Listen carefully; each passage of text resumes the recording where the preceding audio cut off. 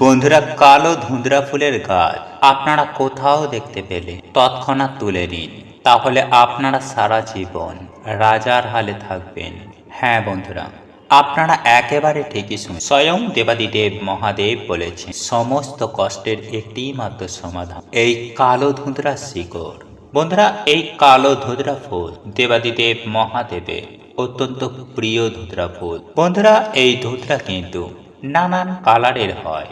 একটা ধূসর ধূসর কালারের, একটা ফিট সাদা কালার, আর একটা হয় সাদার ওপরে কালো কালো। ফুলটা না সাদা না কালো, এই ধরনের হয়। আর এই কালো ধুঁদরা ফুলের গাছের কথাই আপনাদেরকে জানিয়ে দেব, যে এই কালো ধুঁদরা ফুলের গাছের শিকড় আপনারা কিভাবে ব্যবহার করলে আপনাদের জীবন থেকে সমস্ত প্রকার দুঃখ কষ্ট, জ্বালা যন্ত্রণা, দারিদ্রতা, এমনকি রোগ ব্যাধিও মহাদেবের আশীর্বাদে দূর হয়ে যাবে। বন্ধুরা, শাস্ত্রে এই কালো ধুঁদরা ফুলকে স্বয়ং দেবাদিদেব মহাদেব বলে মনে করা হয়, কারণ দেবাদিদেব মহাদেবের অতি প্রিয় এই কালো ধুঁদরা ফুল। আপনারা একটু লক্ষ্য করলে দেখতে পাবেন যে এই ধুঁদরা ফুল দেবাদিদেব মহাদেব নিজের কানে ধারণ করে থাকেন।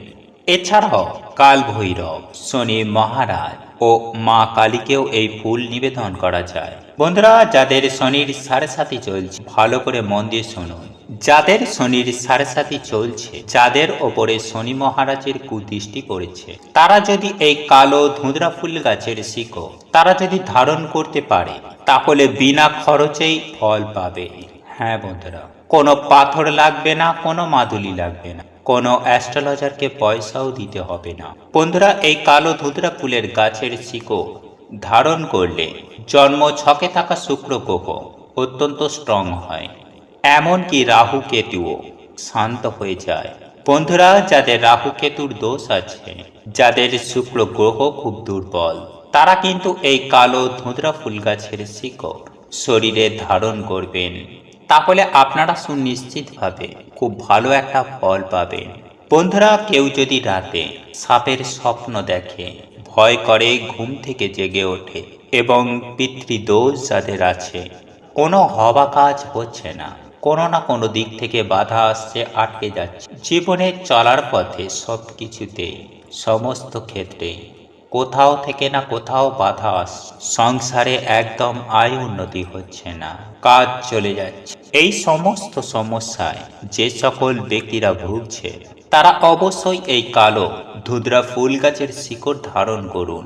বন্ধুরা, এছাড়াও যে সকল ব্যক্তিরা ভূত প্রেতকে খুব ভয় পায়, মনে হয় রাতে কেউ বাড়িতে এসে দাঁড়িয়ে আছে, কিংবা কেউ রাস্তায় এসে দাঁড়িয়ে আছে, কিংবা কেউ আমার সামনে এসে দাঁড়িয়ে আছে, তাহলে সেই ব্যক্তিদেরকে আমি বলছি, আপনারা একটি কালো কাপড়ের টুকরো নেবেন এবং সামান্য একটুখানি কালো ধুঁদরা ফুল গাছের শিকড় শনিবার দিন করে শিকড়টাকে ভালো করে গঙ্গা জল দিয়ে ধোবেন, তারপর কালো কাপড়ে বেঁধে শনিবার দিন ধারণ করবে। সেটা আপনারা হাতেও ধারণ করতে পারেন বা কোমরেও ধারণ করতে পারেন, এমনকি যদি গলায় যদি ধারণ করতে চান, সেটাও আপনারা গলায় ধারণ করতে পারেন, যেটা আপনাদের সুবিধা হবে।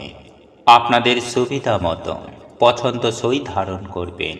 তবে বন্ধুরা, এই শিকড় সংগ্রহ করার জন্য পুরো সম্পূর্ণ গাছটিকে নষ্ট করবেন না।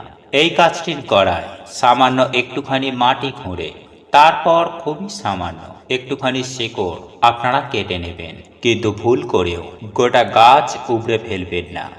এর ফলে দেবাদিদেব মহাদেব আপনাদের প্রতি অত্যন্ত রুষ্ট হবেন, আপনারা মহাদেবের রোষানলে পড়বেন। তাই এই বিষয়টি অবশ্যই মাথায় রাখবেন। বন্ধুরা, যাদের মনে সব সময় ভয় হয়, মন দুর্বল, একটুতেই ভেঙে পড়ে, সমস্ত বিষয়ে খুব চিন্তা ভাবনা করে, তারাও ধারণ করতে পারেন ঠিক একই পদ্ধতিতে।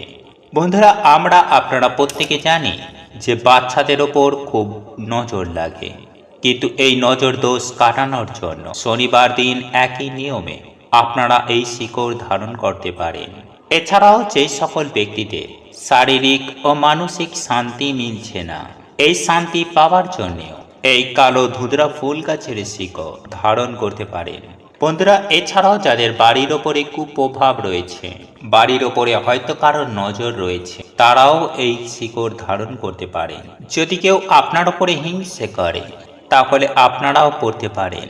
বন্ধুরা, ধাতুতে বলুন পাথরে বলুন, এই সকল ক্ষেত্রেই 2 নম্বরই থাকে।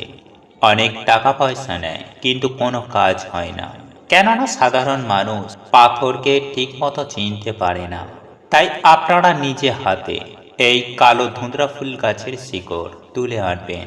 কেননা আপনারা যদি বাজার দোকান থেকে এই শিকড় কিনে নিয়ে আসতে চান, তাহলে সেক্ষেত্রেও কিন্তু 2 নম্বরই করার একটা সম্ভাবনা থেকেই যায়। বন্ধুরা, ভূতেদের নাথ ভূতনাথ ভোলেনাথ এবং দেবতাদের দেব দেবাদিদেব মহাদেব, উনি দেব দেবীদেরও ভালো করেন, তো মানুষের ভালো তো উনি করবেনই এবং মানুষের মঙ্গলও উনি করবেন। যাই হোক বন্ধুরা, এইবার আসি আপনাদেরকে মূল বিষয়।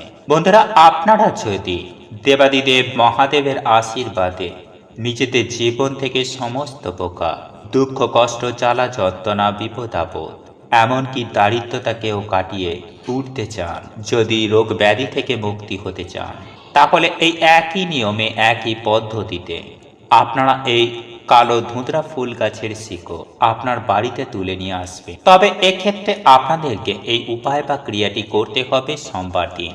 বন্ধুরা, সোমবার দিন সকাল সকাল ঘুম থেকে উঠে স্নান করে নেবেন এবং শুদ্ধ বস্ত্র পরিধান করে তারপর এই কালো ধুঁদরা ফুল গাছের শিকড় সংগ্রহ করবেন।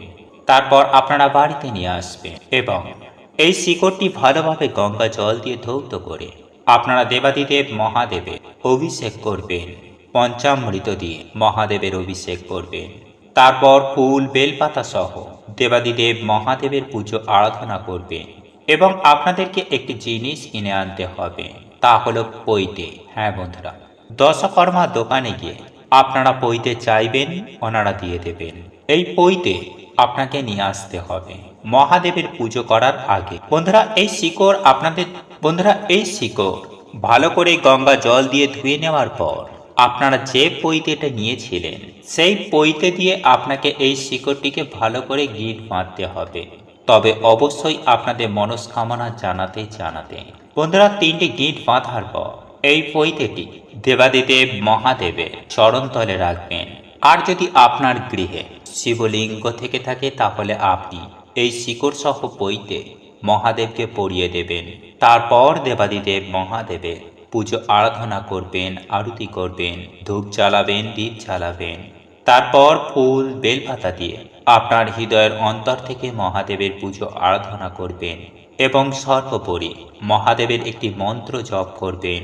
যদি কোনো মন্ত্র জানা না থেকে থাকে, তাহলে অন্ততপক্ষে ওম নমঃ শিবায় এই মন্ত্রটি অন্ততপক্ষে 21 বার হলেও জপ করবেন এবং আপনাদের মনস্কামনা জানিয়ে মহাদেবের কাছে প্রণাম জানাবেন। বন্ধুরা, তারপর পুজো আরাধনা হয়ে যাবার পরে আপনারা ওই পৈতে মহাদেবের কাছ থেকে নিয়ে আপনারা নিজেদের হাতে ধারণ করবেন। ছেলেরা হলে ডান হাতে এবং মহিলারা হলে বাম হাতে ধারণ করবেন। তবে এই উপায় বা ক্রিয়াটি করার জন্য আপনাদেরকে কিন্তু সোমবার দিন নিরামিষ আহার গ্রহণ করতে হবে।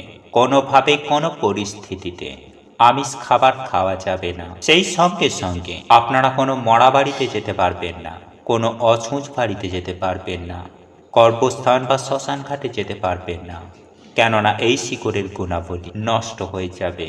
তাই এই বিষয়গুলি অবশ্যই মাথায় রাখবেন, তাহলে দেবাদিদেব মহাদেবের আশীর্বাদ আপনারা অবশ্যই পাবেন এবং আপনাদের জীবন থেকে সমস্ত প্রকার দুঃখ কষ্ট দূর হয়ে গিয়ে জীবনে সুখ শান্তি সমৃদ্ধি থাকবে। বন্ধুরা, আপনাদের এই ভিডিওটি যদি পছন্দ হয়ে থাকে, তাহলে ভিডিওটি লাইক করুন, কমেন্ট করুন এবং বন্ধুদের সাথে শেয়ার অবশ্যই করুন। মনে রাখবেন, আপনার একটি শেয়ার অনেক মানুষকে উপকৃত করতে পারে। এবং আপনি যদি নতুন হয়ে থাকেন, তাহলে চ্যানেলটি অবশ্যই সাবস্ক্রাইব করবেন এবং পাশে থাকা নোটিফিকেশন বেল আইকনটি ক্লিক করবেন এইরূপ নিত্য নতুন ভিডিও সবার আগে দেখার জন্য। ঈশ্বর আপনার মঙ্গল করুক। আপনি সুস্থ থাকুন, ভালো থাকুন।